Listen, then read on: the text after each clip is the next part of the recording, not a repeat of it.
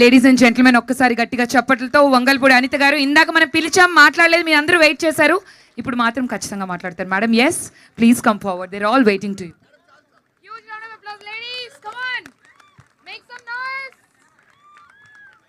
అమ్మా, అందరికీ నమస్కారం. ప్రశాంతమైన సముద్ర అలలు, సముద్ర ఘోష, వీటన్నిటి మధ్యలో ప్రపంచంలోనే భారతదేశం అనేసరికి గుర్తొచ్చే చేనేత సాంప్రదాయం, చీర సాంప్రదాయాన్ని ఇంకా బతికే ఉంది. మేమందరం కూడా చేనేత కార్మికులకు అండగా నిలబడతామని విశాఖ వేదికగా, విశాఖ మహిళలే కాకుండా చుట్టుపక్కల ఉన్న మహిళలందరూ కూడా ఇక్కడికి చేరి చేనేత కార్మికులకి మీరు ఇస్తున్న ఒక మంచి బహుమతికి మీ అందరికీ కూడా శిరస్సు వంచి పాదాభివందనం చేస్తున్నా. ఎందుకంటే ఈరోజు భారతదేశం అనేసరికి సాంప్రదాయంగా చీర గుర్తొస్తుంది. ఆ చీర సాంప్రదాయాన్ని, ఆ చీర కట్టుని, ఆ చీరలో ఉన్న కమ్మదనాన్ని, ఆ చీరలో ఉన్న అమ్మదనాన్ని అందరికీ పంచాలి.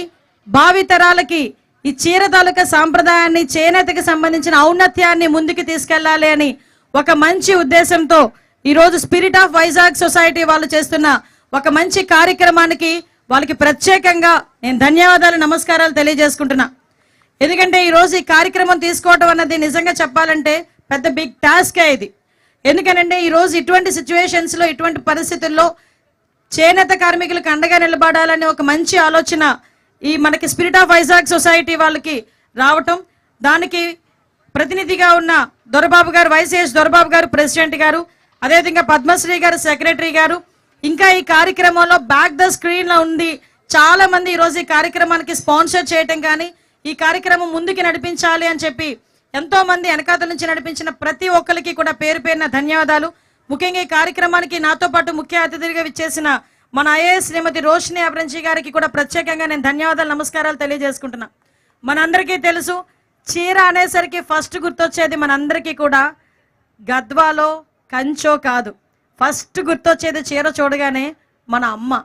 ఎందుకంటే ఆ చీర కొంగుతోనే మన పెంపకం అన్నది, మన బాల్యం అన్నది ముందుకు నడిచింది. ఆ చీర కొంగును పట్టుకునే మన బాల్యం ముందుకు నడిచింది. ఆ చీర కొంగు మూతి తుడుచుకునే మన అన్నప్రసన్న కూడా జరిగింది. అదే చీర కొంగుతోనే ఉయ్యాల కూడా మనకు అమ్మ చేసింది. అటువంటి ఆ చీర కమ్మదానాన్ని, అమ్మతనాన్ని మనం ధరించడమే కాకుండా మన భావితరాలకి ముందుకు తీసుకెళ్లాలనుకోవడం నిజంగా ఒక మంచి సంప్రదాయం, ఒక మంచి పరిణామం కింద భావించాలి. ఈ రోజుల్లో జీన్స్ అని వెస్ట్రన్ వేర్ వేసుకోవద్దని చెప్పట్లే, వెస్ట్రన్ వేర్ అని అదని ఇదని ఎలుగుతున్న పరిస్థితుల్లో కూడా మీ అమ్మాయికి ఒకసారి ఎన్ని జీన్స్ వేసినా, ఎన్ని చేసినా ఒక్కసారి చీరిచ్చి చూడండి. కట్టుకున్న తర్వాత ఇంట్లో వాళ్ళందరూ జీన్స్ చూడగానే బాగుంది అంటారు.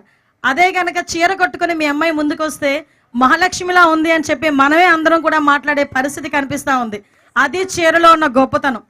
ఈరోజు మన దగ్గర చూస్తే చేనేత రంగాల వాళ్ళకి ఈరోజు మనం కట్టుకున్న ఈ చీర వాళ్ళు నేసేటప్పుడు వాళ్ళ తాలూకా ఆకలి, వాళ్ళ తాలూకా జీవన విధానం, వాళ్ళ తాలూకా ప్రేమ, వాళ్ళ తాలూకా ఆప్యాయత అంతా కలుపుకొని ఆ చీరలో నేచి ప్యాకెట్లో పెట్టి మన దగ్గరికి వస్తే అది కూడా మనం అంతే ఆప్యాయంగా మన ఒంటి మీద ధరించిన తర్వాత నిజంగా వాళ్ళకి ఇచ్చిన ఒక సరైన బహుమతి ఆ చేనేత కార్మికులకి. ఈరోజు పరిస్థితి ఏంటంటే సుమారుగా 8% దగ్గర 5 లక్షల నుంచి 8 లక్షల వరకు ఉన్న చేనేత కార్మికులు ఈ రోజుకి కూడా చాలా ఇబ్బందులు పడే పరిస్థితి. మనం ఒకానొక సందర్భంలో తెలుసుకోవాలనుకుంటే ఇదే చేనేత కార్మికులు ఇంతకు ముందు మనకి భారతదేశానికి విదేశీ మారక ద్రవ్యం తీసుకురావడంలో మెయిన్ కీలక పాత్ర వహించారని చెప్పడానికి మనం గర్వంగా భావించాలి. ఎందుకంటే అటువంటి పరిస్థితుల నుంచి ఈరోజు చేనేత కార్మికులను కాపాడుకోవాలి, చేనేత కార్మికులకి మనం అందరం కూడా అండగా నిలబడాలి అన్న పొజిషన్కి వచ్చిందంటే ఒక రకంగా మనం బాధపడాల్సిన విషయం మరేం లేదు. మేమందరం ఉన్నామని చెప్పి మీలాంటి మహిళలందరూ కూడా ముందుకొచ్చి నిలబడటం కూడా ఒక మంచి పరిణామం. ఒకటే విషయం అండి, చేనేత కార్మికుల సంగతి నేను చూస్తూ ఉంటాను. నా కాన్స్టిట్యున్సీలో కూడా చాలా మంది చేనేత కార్మికులు ఉన్నారు. వాళ్ళు ఎటువంటి బాధలు పడతారంటే ఒక చీర నెయ్యటానికి దగ్గర 20 రోజులు పడుతుంది.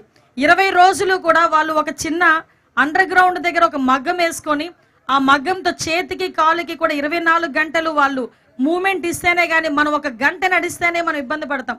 ఆ మూమెంట్ ఇస్తేనే కానీ ఒక చీర నేయటం అవ్వదు. వరదలు వచ్చినా, వర్షం వచ్చి చిన్న వర్షం వచ్చినా, వరదలు వచ్చినా ఫస్ట్ మునిగిపోయేది చేనేత కార్మికుల మగ్గాలకు సంబంధించిన. అటువంటి పరిస్థితుల నుంచి కోవిడ్ లాంటి విపత్కరమైన పరిస్థితుల్లో కూడా వాళ్ళు తట్టుకొని నిలబడి ఈ రోజు మనందరికీ కూడా ఒక సంప్రదాయాన్ని గౌరవించడమే కాకుండా ఇది భారతదేశ సాంప్రదాయం అని ఎన్ని ఇబ్బందులు ఎదుర్కొన్నా కూడా ముందుకు తీసుకెళ్తున్నారు. ఇవన్నీ ఒక ఎత్తు అయితే నేను అడిగా, ఏంటి సారీ వాక్, సారీని ప్రమోట్ చేయాలంటే బెట్ ఒక ఇందాక మనకి చెప్పినట్టుగా ఒక ఫ్యాషన్ షో లాంటిదో there different types of sari కట్టడాలు ఉంటాయి మనకి. ఎందుకంటే మన భారతదేశం రకరకాల సంప్రదాయాలకి పుట్టినిల్లు. అటువంటి సందర్భంలో మన సౌత్ ఇండియాలోనే కర్ణాటకలో వే ఆఫ్ స్టైల్ ఒకలా ఉంటుంది, తమిళనాడులో వే ఆఫ్ స్టైల్ ఒకలా ఉంటుంది, ఆంధ్రాలో వే ఆఫ్ స్టైల్ ఒకలా ఉంటుంది, బెంగాలీ, పంజాబీ వీళ్ళందరూ కూడా చూసుకుంటే వాళ్ళ డిఫరెంట్ స్టైల్స్. ఇందాక నేను చూశాను ఇక్కడ ఎక్కడో సంథింగ్ మన వాళ్ళందరినీ కూడా డిఫరెంట్ స్టైల్స్లోని సారీ కట్టే పరిస్థితి ఉంటుంది. కానీ నేను అడిగా సారీలోనే వాక్ ఏంటి అన్న. ఆ తర్వాత అర్థమైంది మనం ఏదైనా యాక్చువల్గా మన ఫిట్నెస్కి సంబంధించి కూడా చాలామంది ఈరోజు ఎక్కడికైనా వాకింగ్కి వెళ్ళాలంటే అబ్బా డ్రెస్సులు మేము వేసుకోలేమబ్బా, వాకింగ్కి వెళ్ళాడు లేకపోతే ఒక యోగా చేయండి అంటే అబ్బా చేయడం కష్టం అబ్బా. పోనీ వాకింగ్ అయినా అన్నా కూడా చాలామంది చీరలో కంఫర్ట్నెస్ ఎత్తుక్కోవడంలో చాలా ఇబ్బంది పడతారు. కానీ ఈరోజు నాకు అనిపించింది ఒక 2 కిలోమీటర్స్ సారీలో కూడా వాక్ చేయగలిగాం. సో ఇది రెండిటికి సంబంధించింది. ఒకటి మనకు ఫిట్నెస్కి సంబంధించి, అదేవిధంగా మన ఆరోగ్యానికి సంబంధించి, అట్ ద సేమ్ టైం చేనేత కార్మికులకి మనందరం కూడా అండగా నిలబడాలని ఒక మంచి స్లోగన్ ఇచ్చినందుకు మీ అందరికీ కూడా ప్రత్యేకంగా ధన్యవాదాలు. ఎందుకంటే ఒక చిన్న కార్యక్రమం, చీర ఎలాంటిదంటే ఏ కాలానికైనా దానికి తగ్గ చీరలు ఉంటాయి. మన ఇంట్లో వాళ్ళు అంటారు ఎన్ని చీరలు ఉన్నా మీకు ఇంకా ఆశ తీరదే అంటారు. ఈ రోజు కొత్త చీరలు ఒక 10 ఎన్నో ఉన్నా ఇంకొక చీర ఉంటే బాగుంది అనిపిస్తుంది మనకి. అది చీరలో గొప్పతనం. అటువంటి ఈ మంచి చీర కాన్సెప్ట్ మీద తీసుకొచ్చి అందులో నన్ను ఈరోజు అందులో మీకులాగే నేను చీరలు పిచ్చేదాన్ని కాబట్టి నన్ను పిలిచి ఈరోజు కూర్చొని ఇక్కడ నాకు నిజంగా ఒక మంచి అవకాశం ఇచ్చారు, మంచి వేదిక ఇచ్చారు. నిజంగా thank you so much of spirit of Vizag వాళ్ళకి నేను చాలా థ్యాంక్స్ చెప్తున్నానండి. ఒకటే చెప్తున్నా, మీ అందరి దయ వల్ల మీలాంటి వాళ్ళందరూ కూడా ముందుకు రావటం వల్ల ఈరోజు చేనేత అన్నది బతకాలి. ఎందుకంటే ఈరోజు మహాసముద్రాన్ని తలపించేటట్టుగా ఈరోజు మహిళా సముద్రం అంతా కూడా ఈరోజు ఇందాక నేను చూశాను. సుమారుగా లాస్ట్ ఇయర్ కండక్ట్ చేస్తే 8,000 మంది వస్తే ఈసారి కండక్ట్ చేయడానికి రిజిస్ట్రేషన్సే దగ్గర 13,000 మంది ఉన్నాయంటే hats off to Vizag women నిజంగా.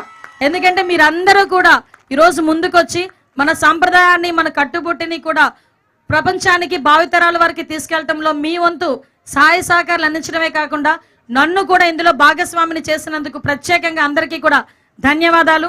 ఈ రోజు నుంచి 7వ తారీఖున కూడా మనకి జాతీయ చేనేత దినోత్సవం ముందు ఈ కార్యక్రమం జరగడం కూడా ఒక మంచి పరిణామం కింద భావించాలి.